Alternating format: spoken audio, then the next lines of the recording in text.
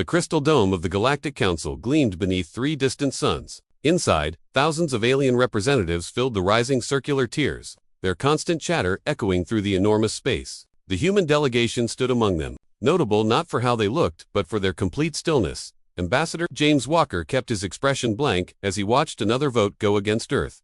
15 years he'd spent in this chamber, watching humanity's dreams of fair treatment crumble with each decision. His hair had turned from gray to white here, waiting for the council to see what humans had truly become. A tall, silver-skinned council speaker lifted all 4 arms high. The motion to limit human expansion beyond current colonial borders has passed, it announced, its words flowing through perfect universal translation. The vote stands at 812 in favor, 193 against. Walker's hands gripped the smooth metal railing tighter. Around him, 20 other human representatives stood just as motionless. They'd expected this result, but it still hurt. Does the human delegation wish to respond? The speaker asked in a tone you'd use with a small child. Walker glanced at his datapad. The screen showed numbers the council had never seen. 300 colony worlds, not the 80 they'd reported. A fleet of 10,000 ships, not the 100 they'd admitted. Technologies that would leave the council's best scientists speechless. He thought about the centuries of being talked down to. The council had discovered humanity when Earth was just starting space travel. They'd watched human nations unite, nodded approvingly as humans copied their technology, and congratulated themselves for helping such a backward species. What they'd missed was how fast humans improved those borrowed tools, how they'd taken alien metals and made them tougher, how they'd taken alien computers and made them quicker, how they'd looked at the council's smug satisfaction and recognized stagnation. The human delegation has a response, Walker said clearly. He straightened his plain black uniform, another calculated choice that played into the council's view of human simplicity. For 300 years, we've sat in these chambers, Walker continued, his voice calm but carrying an edge that made several council members shift uncomfortably. We've observed, we've studied, we've hoped, we've given to galactic medicine, agriculture, and the arts. We've fought your wars, healed your sick, and fed your hungry. He paused, scanning the vast chamber. Some younger council races who'd supported humanity watched with growing concern. At least they were starting to grasp what humans had become. And in return, you've treated us like children. You've blocked our growth, dismissed our ideas, and ignored our warnings. Walker reached up and removed his translation device. Around him, every human representative did the same. The chamber exploded with confused voices. No species had ever dared remove their translators during a session. The act itself was considered deeply insulting. Walker placed his translator on the podium with careful precision. Then, in perfect silence, he and his entire delegation turned toward the exit doors. Their footsteps echoed through the suddenly quiet space. Perfectly synchronized. Just before leaving, Walker turned back. His eyes swept the chamber one final time. In that moment, several council members would later claim they felt something they'd never expected from humans: genuine fear. The doors closed with a soft hiss, leaving behind a silence heavier than any words. In the confused shouting that followed, only the oldest council members understood what they'd witnessed. This wasn't just a protest. It was a declaration. Humanity had finally stopped asking for permission. Council member Robert Smith sat quietly in his private quarters aboard the council's main station, watching the chaos unfold across multiple data screens. To everyone else, he looked like just another alien council member. His disguise was flawless, down to the blue-tinted skin, an extra finger on each hand. Only a few people knew his real purpose: to watch and report on council activities from within. He smiled as reports poured in from across the galaxy. Everything was going according to plan. Emergency alert, flashed one screen. Human trade vessel Star Merchant has stopped all communication in the Centauri sector. Another screen blinked. Military patrol reports total communication blackout from human mining colony on Proxima 4. A third message appeared. Human passenger, liner Pacific Dream goes dark near Tau Ceti. 5,000 passengers aboard. Ship continues, normal course, but refuses all contact. Robert sipped his drink, watching the council's response unfold. They were treating it like a technical malfunction, sending repair ships and communication specialists to investigate. None of them understood yet. The door chimed. A young council aide rushed in. Honored council member, your presence is requested in emergency session, Chamber 3. Robert nodded, adjusting his facial features to show appropriate concern. Inside, he felt only satisfaction. The emergency chamber was pure chaos when he arrived. Council members from 30 different species argued loudly, their translators creating a wall of overlapping voices. They're clearly planning an attack, shouted the military representative. His scaled skin flushed dark orange with anger. Nonsense, replied the trade minister, her crystalline form flickering nervously. This is just a demonstration. They'll resume normal trade within days. They need our markets too badly too. She stopped as new information flashed across the room's main display. Every human ship in the galaxy, thousands of them, had just shut down their communication systems at exactly the same moment. Their transponders, beacons, and standard identification signals all went dark. But the ships kept moving. Robert watched as the military analysts finally noticed what he'd been waiting for. The human ships weren't just going dark. They were moving with clear purpose. Hundreds of vessels changed course in perfect coordination, without a single communication signal between them. Impossible, whispered the military representative. No species can coordinate fleet movements without communications. The time delays alone make it. Robert raised his hand, playing his role perfectly. Perhaps we should review what we know about human neural technology. The room went silent. 2 months ago, the council had dismissed a human presentation about their research into brain-computer interfaces. They'd called it primitive, unreliable, and potentially dangerous. A junior analyst rushed into the room, holding a data crystal. Honored members, we've detected something unusual. The human ships are moving in formations we've never observed before. But when we analyze their patterns, the analyst paused, swallowing hard. They're moving like a single organism. Robert watched as understanding slowly crept across the council members' faces. Humanity hadn't just gone silent, they'd evolved beyond needing traditional communication. Every human ship, every colony, every individual was still connected. But in a way the council couldn't detect or understand.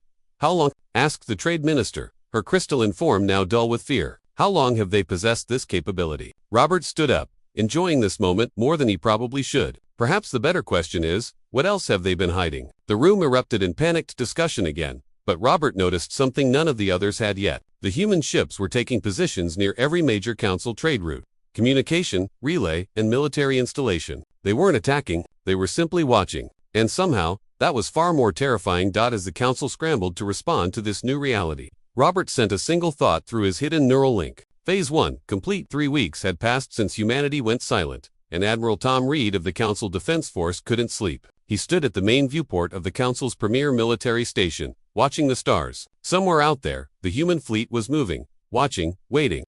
His assistant, a tall insectoid named First Analyst, approached with a stack of data tablets. Admiral, the latest reports are deeply troubling. Reed took the tablets without speaking. The first image showed a perfect formation of human ships near the Orient trading hub.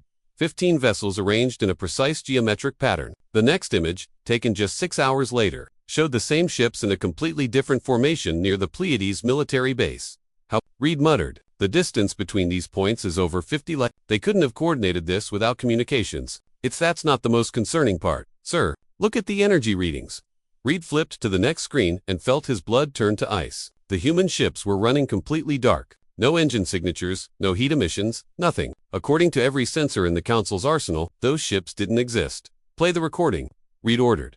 A holographic display sprang to life in the center of the room. It showed a Council patrol ship approaching one of the human vessels. The patrol craft's sensors swept the area repeatedly, but the human ship only appeared visually, like a ghost in space. Our best scientists say it's impossible. First Analyst clicked nervously. You can't hide heat signatures in space. Every ship needs to vent heat or the crew cooks alive. Every ship needs to emit some kind of energy signature for basic operations. But somehow they figured it out, Reed finished. How many ships have we tracked? That's just it, sir. We can only track them visually, and only when they want to be seen. Based on known human fleet numbers, we thought we were monitoring about 100 ships. First Analyst brought up another image, this one taken from a civilian trading post. In the background, barely visible, were hundreds of human vessels appearing and disappearing like stars blinking in and out of existence. We now estimate their fleet size at over 10,000 ships. And sir, First Analyst's voice dropped to a whisper. These are just the ones letting themselves be seen.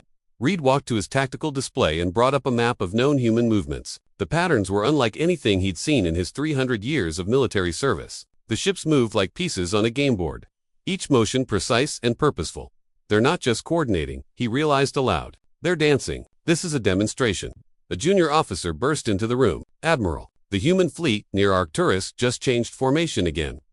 They're spelling something out. The main screen lit up with a view from Arcturus. Dozens of massive human warships hung in space, arranged to form 3 simple words. Are you watching? Reed felt a chill run down his spine. In all his years of military service, he'd never seen psychological warfare on this scale. The humans weren't just showing their strength, they were playing with the Council's perception of reality itself. Send word to the Council, Reed ordered. Tell them. He paused, choosing his words carefully. Tell them we're not dealing with a fleet anymore. We're dealing with something entirely new. The humans haven't just mastered silent running. They've evolved beyond our understanding of space warfare.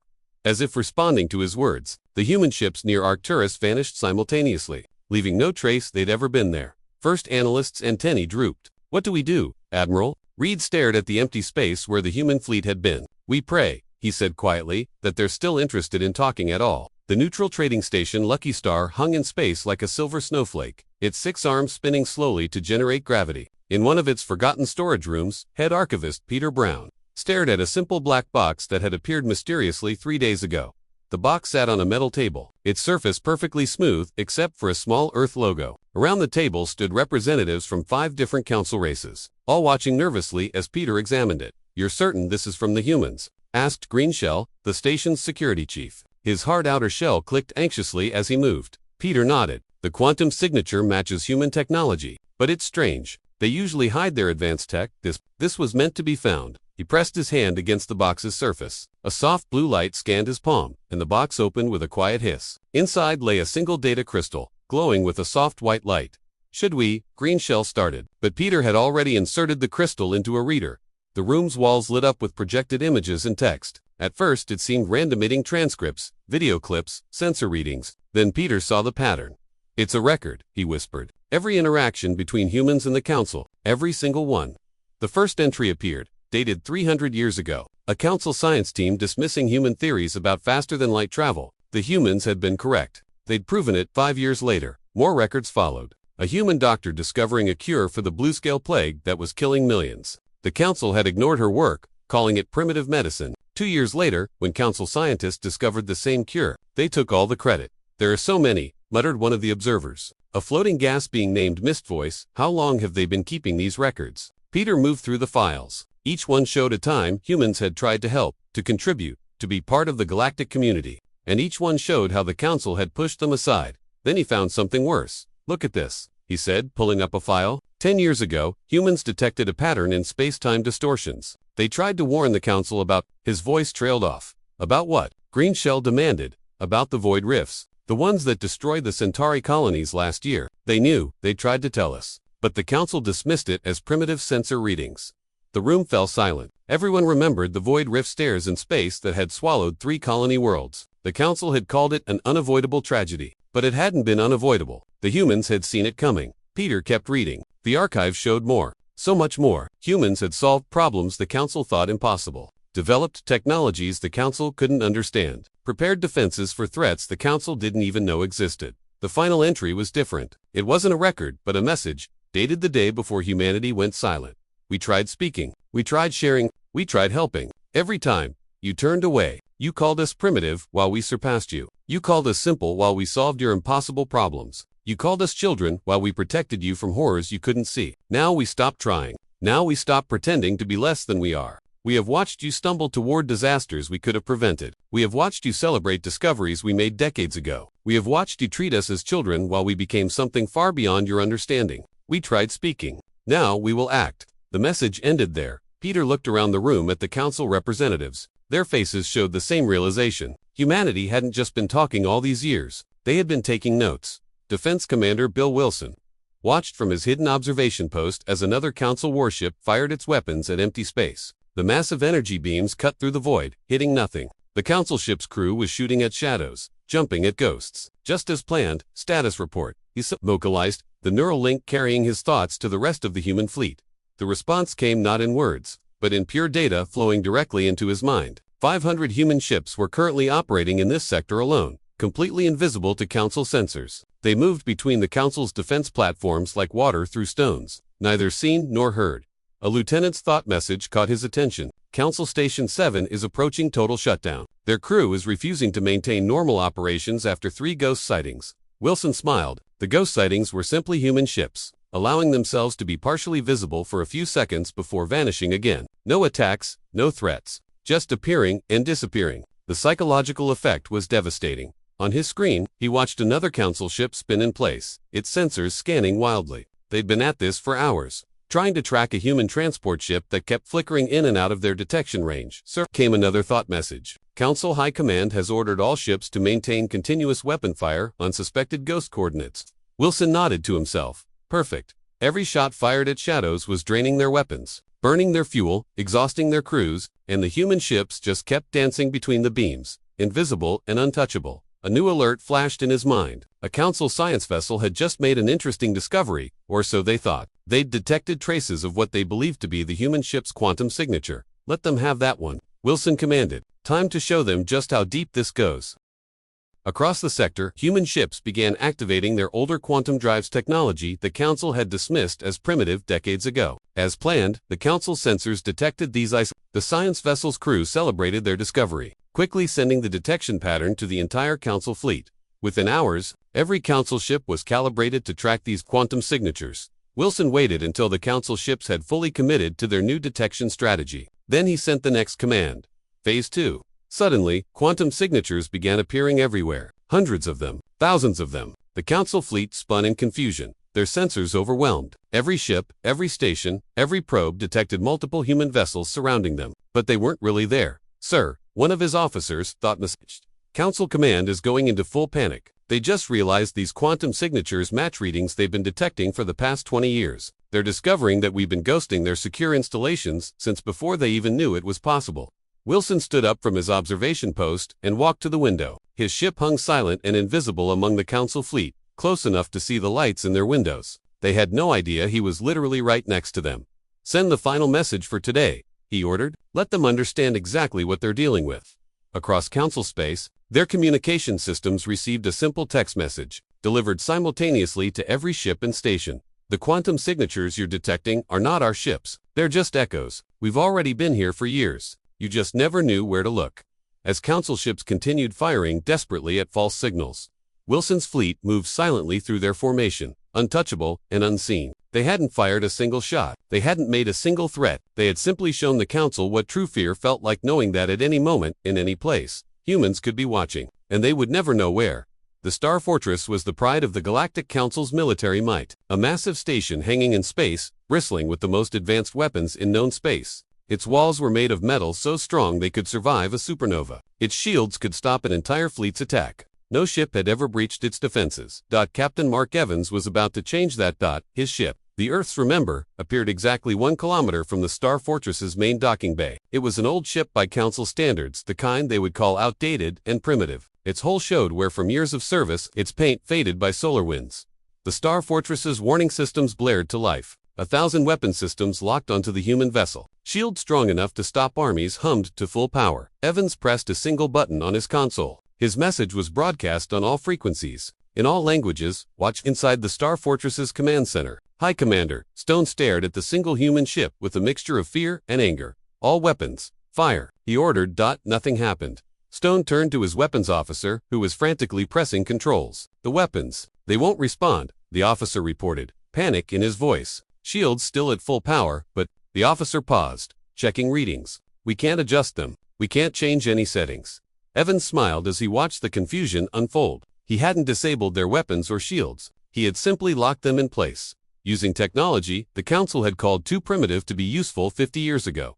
Through the fortress's windows, Stone watched in horror as the human ship began to move. It wasn't flying. It was gliding, as if space itself was carrying it forward. No engine flares, no energy readings, no sign of propulsion at all. The Earth's Remember passed straight through the Star Fortress's supposedly impenetrable shields, as if they weren't there. Impossible. Stone shouted. Those shields can stop anything. Anything you know about. Evans's voice came through their speakers, calm and almost gentle. But you stopped learning long ago. You called us primitive and missed what we'd become. The human ship touched down in the main docking bay, its old metal hull gleaming under the station's lights. No alarms went off. No defense systems activated. The most secure military installation in Council space had been entered as easily as walking through an open door. Stone and his officers rushed to the docking bay, accompanied by a full squad of security forces. They arrived to find the bay empty, except for the human ship. No one had emerged. Scan it, Stone ordered.